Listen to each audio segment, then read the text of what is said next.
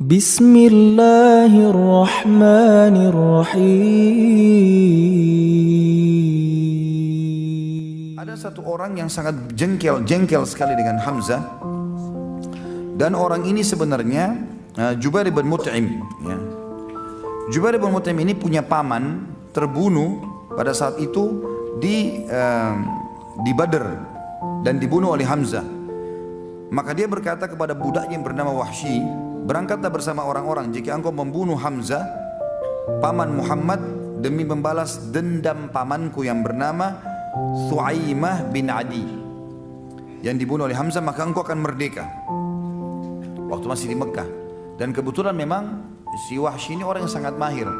Saking mahirnya dia melempar tombak sampai dikatakan dia bisa melempar tombak memasuki sebuah lubang besi yang diputar dengan kencang, gitu kan? Kemudian dia bisa melempar dan bisa masuk ke tengah-tengahnya tanpa harus memberhentikan goyangannya besi itu.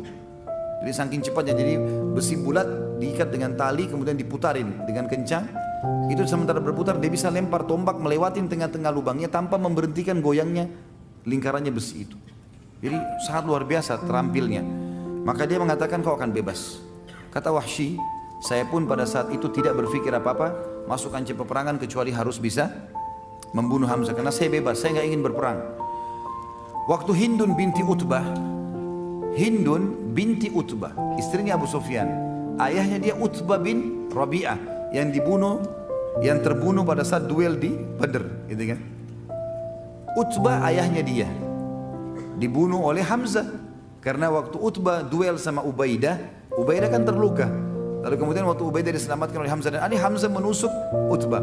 Syaibah pamannya Hindun juga dibunuh oleh Hamzah. Al-Walid saudaranya dia dibunuh oleh Ali, gitu kan? Maka dua orang sini, ayah dan pamannya dibunuh oleh Hamzah.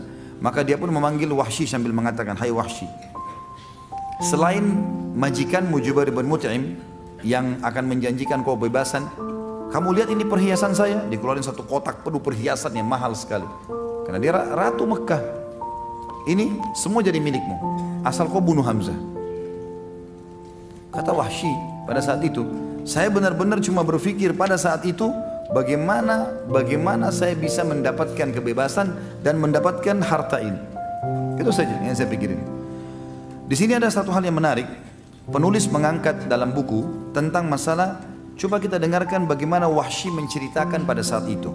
Wahsy berkata, aku adalah hamba sahaya milik Jubair bin Mut'im. Paman Jubair yang bernama Thu'aimah bin Adi terbunuh dalam perang Badr. Ketika orang-orang Quraisy berangkat ke Uhud, Jubair berkata kepadaku, engkau merdeka jika engkau berhasil membunuh Hamzah paman Muhammad untuk membalas kematian pamanku. Wahsy berkata, lalu aku pun berangkat bersama pasukan. Aku laki-laki dari Habasyah yang mahir melempar tombak layaknya orang-orang Habasyah secara umum, dan bidikanku hampir selalu tepat sasaran. Ketika dua pasukan telah bertemu, aku keluar memata-matai Hamzah. Aku mengintainya sehingga aku melihatnya di antara pasukan yang berperang seperti unta abu-abu. Maksudnya unta abu-abu ini teman-teman sekalian, dikenal unta itu kalau dikatakan oleh orang unta abu-abu, unta yang perkasa, unta yang kuat, gitu kan? Unta yang biasanya kalau unta jantan berwarna abu-abu itu dia bisa memiliki beberapa unta betina yang lain, punya kelebihan. Dia memporak-porandakan musuh seperti atau dengan pedangnya, dia memporak-porandakan musuh dengan pedangnya dan tidak ada yang bisa menahannya. Demi Allah, kata Wahsy. Ini Wahsy cerita setelah masuk Islam ya.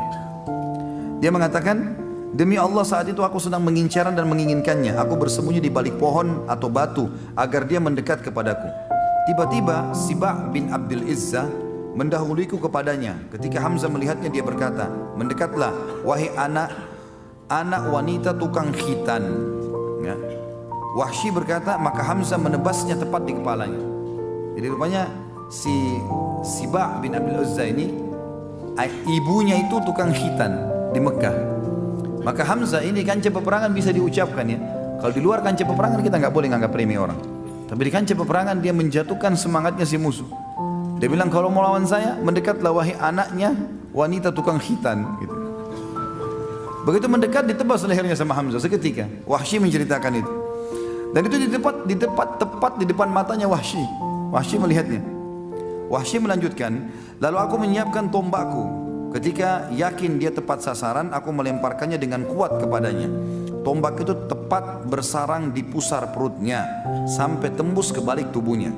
Hamzah berusaha untuk mendekat kepadaku, artinya sudah kena tombak, tembus. Hamzah melihat Wahsy yang kejar. Kata Wahsy, dia sempat mengejarku. Dan aku pun ketakutan ini. Jangan sampai Hamzah bisa membunuhnya. Padahal tombak sudah tembus. Belum pernah ada orang kena tombak tembus masih bisa lari, masih bisa menyerang gitu.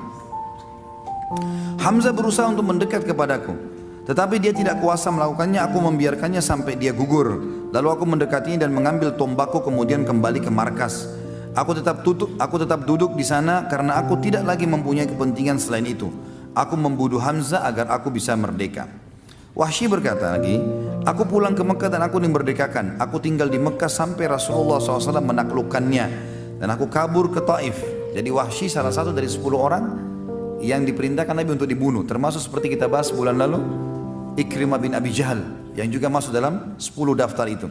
Kata Wahsy, waktu Nabi SAW melakukan Mekah, aku pun lari ke Taif dan tinggal di sana. Ketika delegasi Taif datang kepada Nabi SAW untuk masuk Islam, aku tidak lagi menemukan jalan untuk berlari. Lalu aku berkata kepada diriku, aku akan pergi ke Syam atau ke Yaman atau kemana? Demi Allah, pada saat itu aku berpikir demikian. Tiba-tiba seorang laki-laki berkata kepadaku, celaka engkau, demi Allah, Muhammad tidak akan membunuh seorang pun yang masuk ke dalam agamanya dan bersaksi dengan kesaksiannya. Ini makhluk Islam. Manakala aku mendengarkan kata-katanya, aku pun pergi segera menemui Rasulullah SAW di Madinah. Tidak ada yang mengejutkan beliau kecuali kehadiranku yang telah berdiri di hadapannya dan aku mengucapkan syahadat kebenaran. Ketika Nabi SAW melihatku, beliau mengasihkan, apakah engkau Wahsy? Aku menjawab, benar wahai Rasulullah. Nabi SAW mengatakan, duduklah dan ceritakan kepadaku bagaimana engkau membunuh Hamzah. Wahsy berkata, maka aku menceritakannya kepada beliau. Selesai aku berkisah, beliau pun bersabda, sungguh sayang, jauhkanlah wajahmu dariku, aku tidak ingin melihatmu. Jadi sudah syahadat, tapi Nabi bilang, mulai sekarang jangan kau selalu ada di wajahku. Bertemu ya silakan, tapi untuk ngobrol menjadi orang yang selalu di depanku jangan, karena aku khawatir nanti akhirnya aku mengingat pamanku dan akhirnya membenci seorang muslim.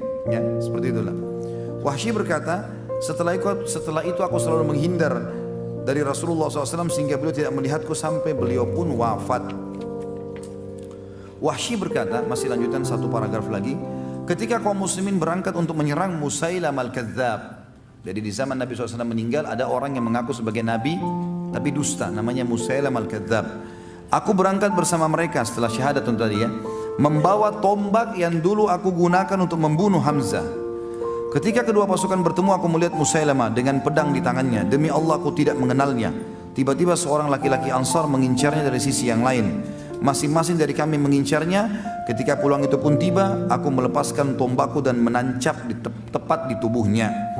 Lalu orang Ansar itu melengkapinya dengan menebasnya dengan pedang. Hanya Allah yang mengetahui siapa dari kami yang membunuhnya. Jika aku yang membunuhnya, maka aku telah membunuh sebaik-baik orang setelah Rasulullah SAW, yaitu Hamzah. Dan aku juga telah membunuh seburuk-buruk orang, maksudnya adalah Musailamah al-Kadzdzab. Dan ini sanadnya kuat, disebutkan oleh Ibnu Hisham dalam kitab sirahnya, Ibnu Athir juga dalam Usudul Ghabah, dan Ibnu Abdul Bar juga dalam Al-Isti'ab, ya. Dan seterusnya ada beberapa orang yang menyebutkan masalah ini. Dalam riwayat lain teman-teman sekalian dikatakan Wahsy berkata, pada saat aku berusaha menombak Hamzah, maka aku ketakutan karena dikejar olehnya. Kemudian aku pun berusaha melemparnya dari jarak jauh. Sampai akhirnya tombak itu tersasarkan ke perutnya dan tembus ke belakang. Dia pun sempat mengejarku dan aku ketakutan jangan sampai Hamzah mendapatiku. Itu tambahan riwayat. Riwayat yang lain, riwayat juga tambahan di akhirnya mengatakan, aku pun pada saat itu gelisah semenjak Nabi SAW tidak mau melihat wajahku. Ya, artinya Wahsy untuk menghindar, ya.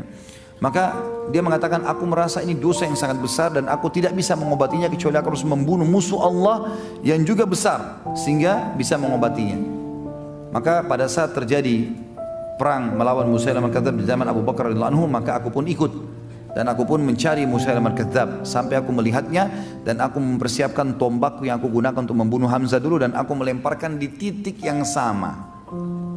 Jadi dulu di perutnya, ini juga di perutnya, sampai tembus ke belakang, sebagaimana dulu Hamzah terbunuh. Kemudian aku mencabut tombakku dan aku pun mengatakan kalau aku membunuhnya, dan ada orang Ansar datang menebasnya dengan pedang.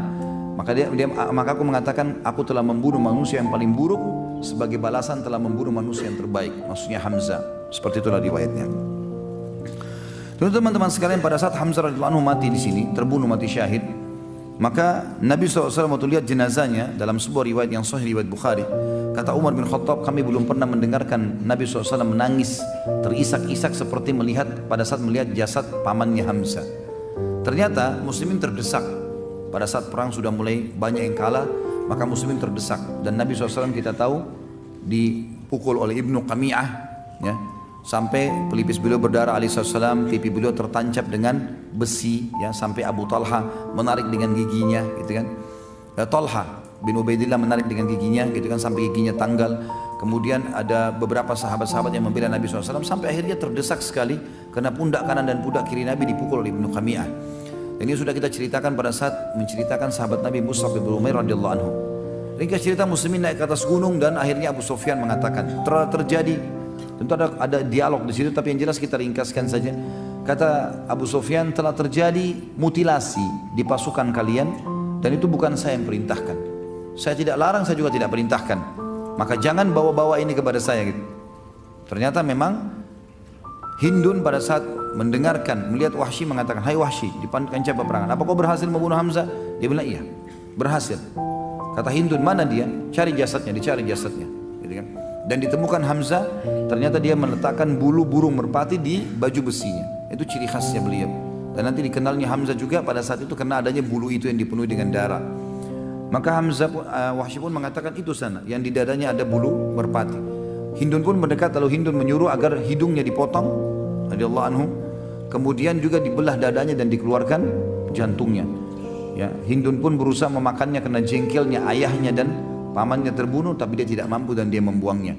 Jadi pemandangan yang sangat luar biasa.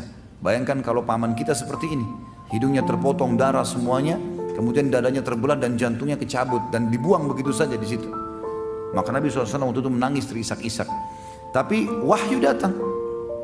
Jibril datang menyampaikan kepada Nabi SAW dan mengatakan, dan beliau menyabdakan ini kepada para sahabatnya, Hamzatu sayyidus syuhada'i yaumal qiyamah. Hamzah ini pemimpinnya para syuhada di hari kiamat nanti. Jadi gak usah kau sedih hai Muhammad, ini bukan cuma mati syahid biasa, dia akan jadi pemimpin para syuhada di sana, ya, di akhirat nantinya.